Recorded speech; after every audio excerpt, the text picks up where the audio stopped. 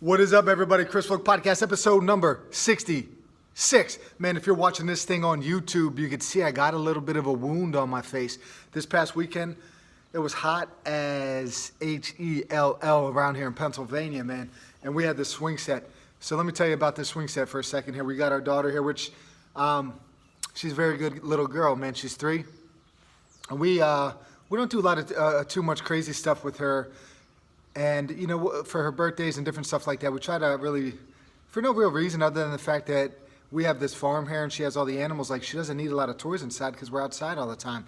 So we don't do a lot of big things, big gifts and stuff like that for her. But, you know, a few weeks ago, we've been talking about getting a swing set and we saw one that was at this huge discount. We're like, screw it, let's get this swing set. So we get this swing set we got a great deal for it.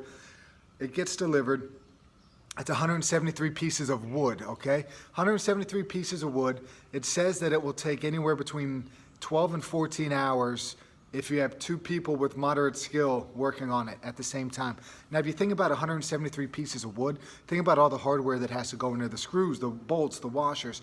I mean, it took us an hour basically to lay everything out and organize stuff here before we even dove into step 1, right?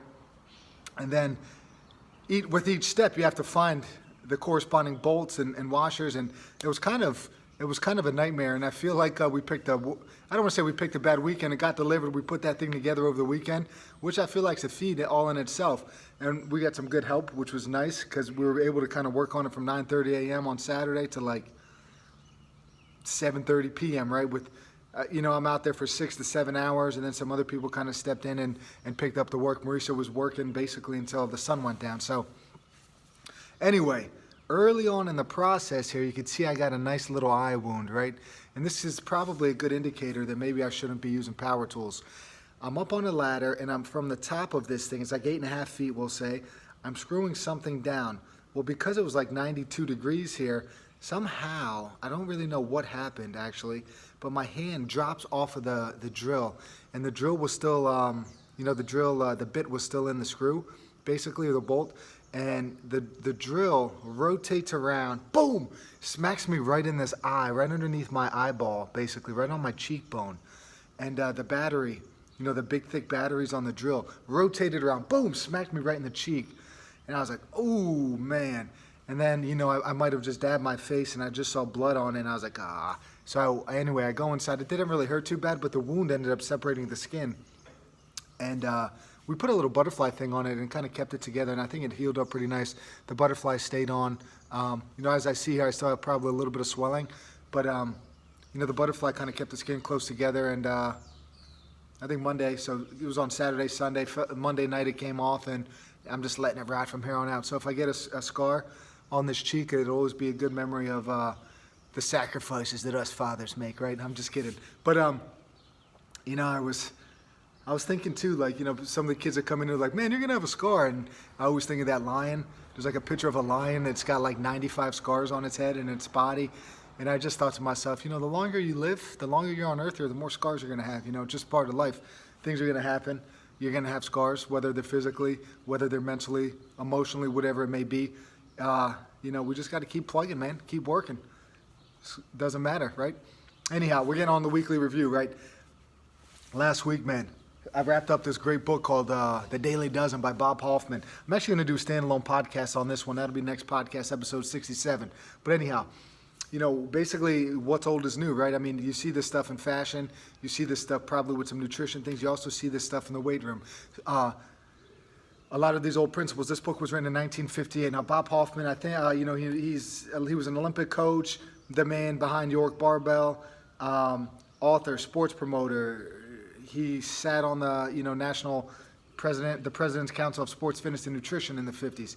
A lot of the stuff that he talked about in this book here, what he recommends is that basically everybody does their daily dozen. He wanted that question, hey, did you see somebody on the streets, hey, did you do your daily dozen today?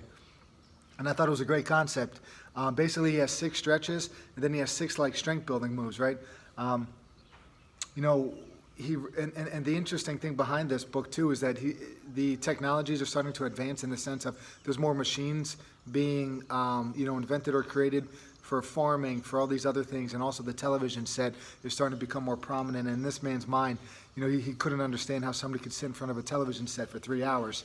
And I'm like, Bob Hoffman, you're lucky you're not alive today, because if somebody's sitting in front of a screen for 3 hours, that's probably considered good, right? When literally a generation ago, that's deemed basically kids' grandparents right now, right? 1958, to sit in front of a screen for 3 hours was heresy, right? And nowadays, we got like 5, 6, 7, 8, 10 hours. Who knows what the people are sitting in front of screens? It's kind of concerning that the way that humanity has advanced in that regard. But anyhow, I think, just some basic stuff that he talks about, walk as much as you can. That principle still applies today. Get yourself moving, right? Spend as much time outside in the fresh air and sunlight. We learned that over this COVID-19 thing, being outside, vitamin D, most of the population is deficient in vitamin D. We need to get outside, and we need to get some natural sunlight, right? Get outside, get some fresh air, get 8 hours of sleep.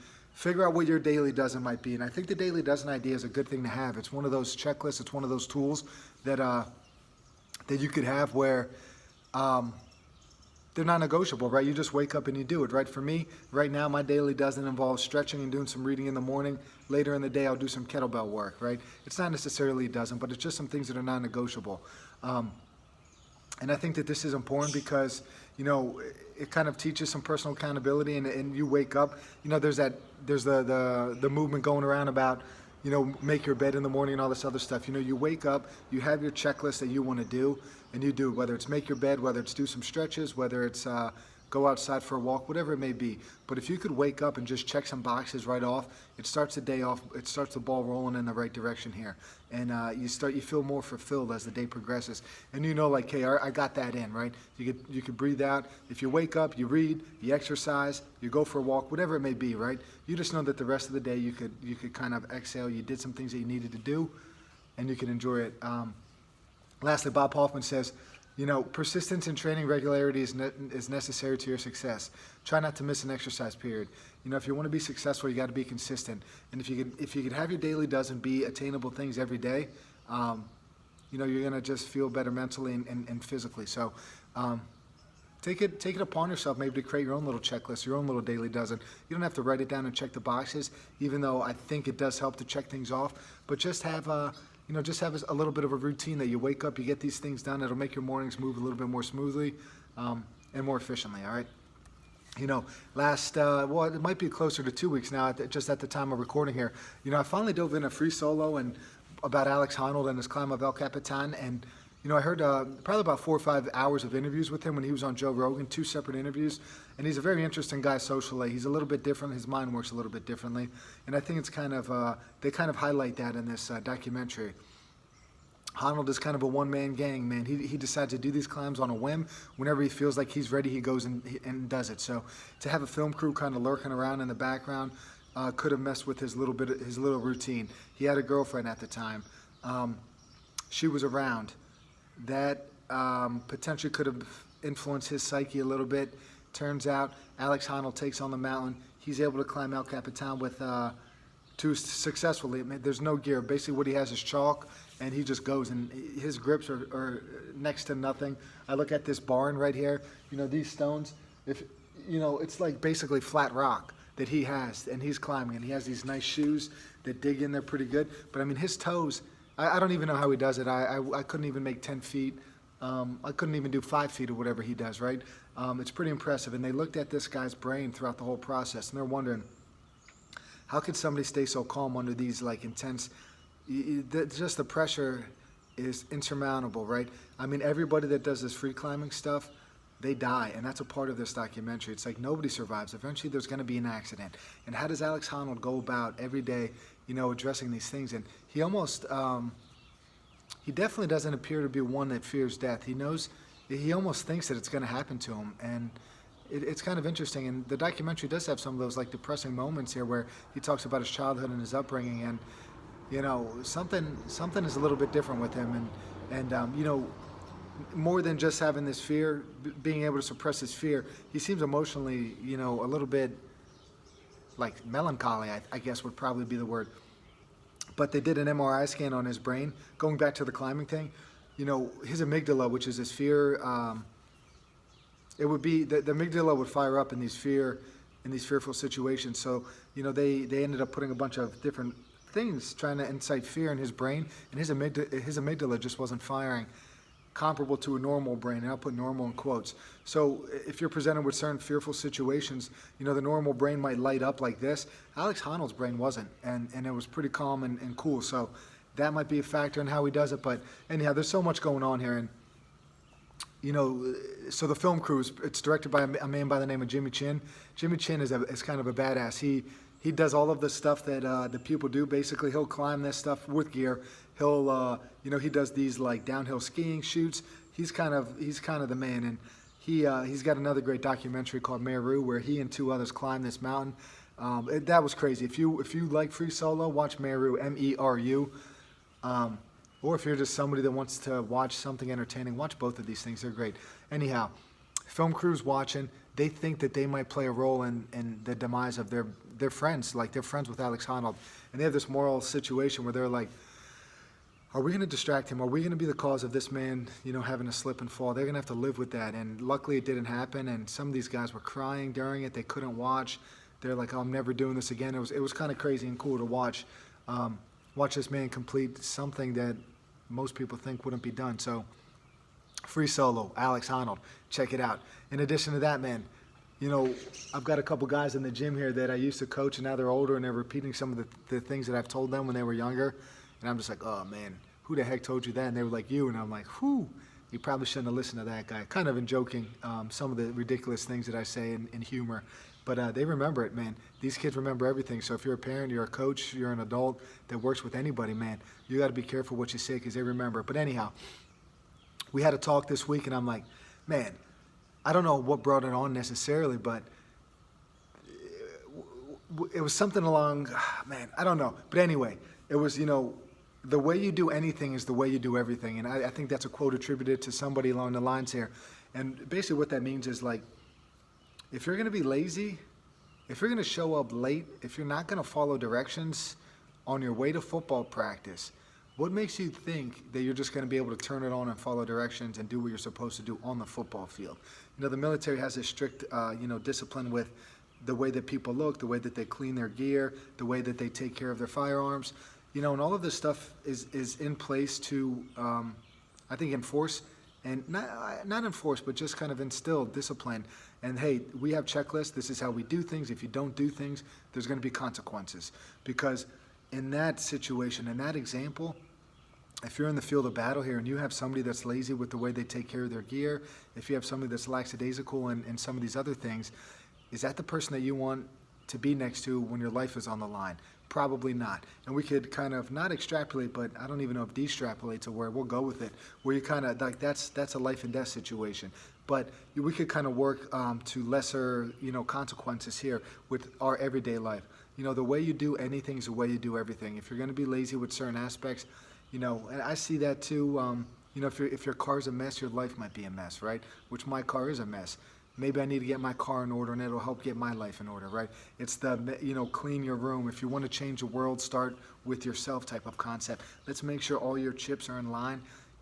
Let's make sure you have your life in order.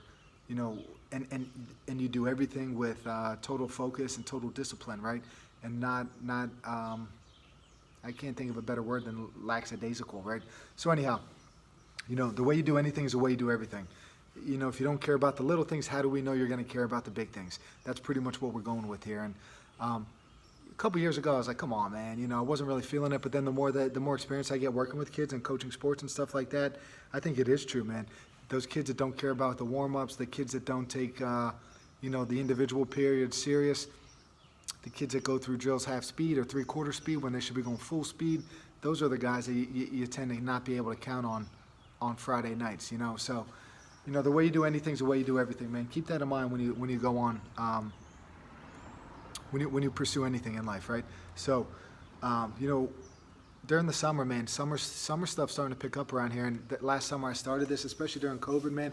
These 1 kettlebell workouts, I kind of upgraded to 2 now, but basically it's this rite of passage workout. Dan John Pavel, I don't know who created it, but Of course, anything that I do seems to circle back to those two guys.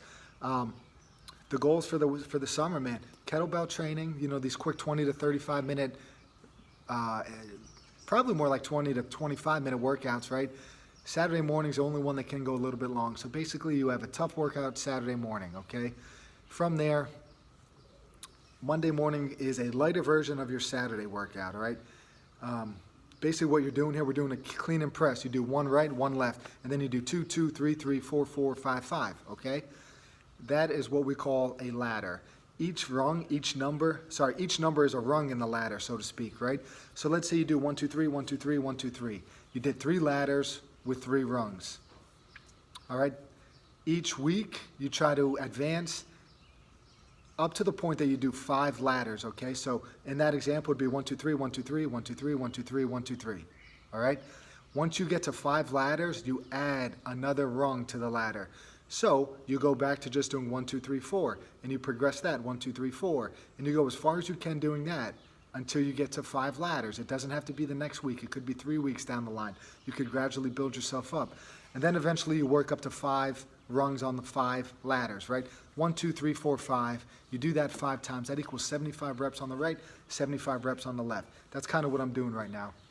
I'm getting a ton of hinging in with the just hinging to do the clean. You get your bicep involved with this rotation of the kettlebell around, and then you're doing your press. There's a good bang for your buck there. After that, after those workouts, you're typically going to be doing some kettlebell snatches. The idea is going to be to get up to this kettlebell snatch test where you do, using basically a 50-pounder, and you do 100 reps in 5 minutes, right? Usually 50 right, 50 left, however you want to do it. What I'm trying to do is build on that. I'm trying to get maybe 120 reps in 6 minutes. If I could build myself up to get 200 reps in 10 minutes, it's like this Soviet snatch test.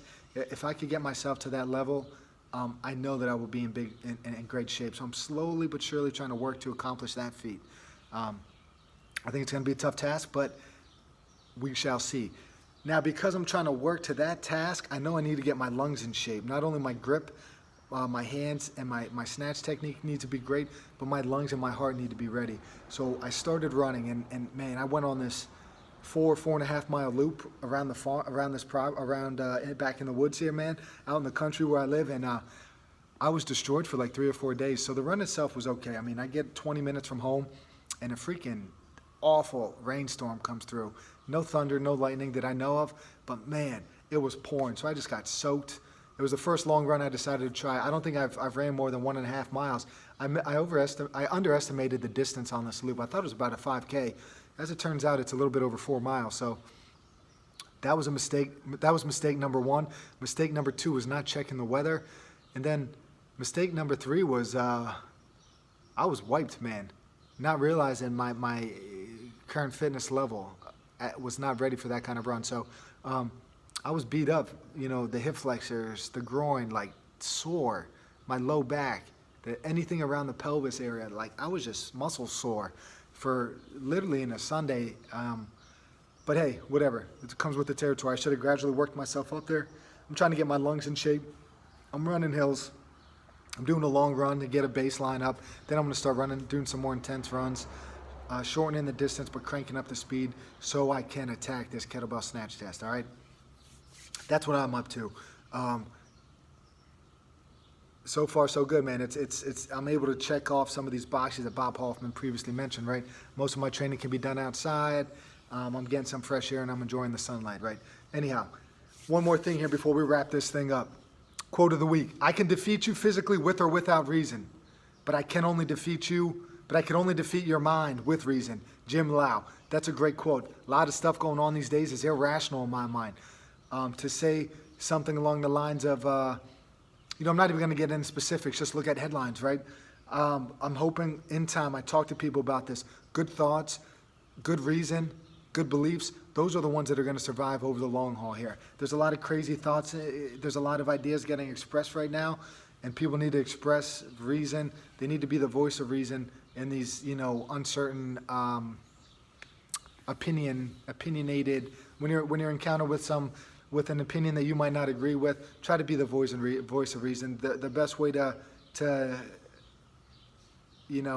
best way to win in a conversation is to have a better idea on what you're talking about, right? If somebody comes at you with something that you don't agree with, if you don't know what you're talking about, then that person is going to be able to defeat you. So like Jim Lau said, I could defeat your mind with reason. And you need to have better reason. You need to be better prepared. You need to know what you're talking about. You need to overcome bad speech, right, with great speech, okay? That's how we need to address some of these conflicts that are going on in the world, and not just try to verbally bash each other. If you want to be the victor, so to speak, in a debate, in a conversation, you need to know what you're talking about. You need to be able to overcome bad speech with good speech. Hope you guys like this Chris Folk Podcast, episode 66. It's a wrap. Google, Stitcher, Spotify, YouTube, Apple. It's out there. It's available. Like it. Share it. Keep listening. I'm trying to pump 2 a week. That's number 1. Be on the lookout. Bob Hoffman's Daily Dozen. I'm breaking that book down. Coming up next. Hope you guys enjoyed this. Peace, everybody.